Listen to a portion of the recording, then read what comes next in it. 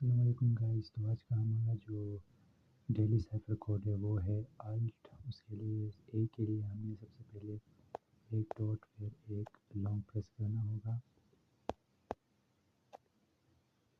ये हमारा ए आ गया। और एल के लिए हमें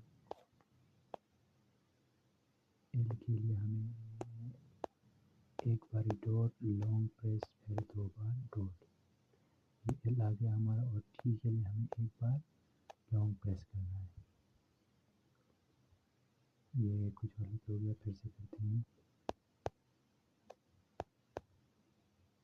ये लग गया। और टी के लिए हमारा एक बार लॉन्ग प्रेस।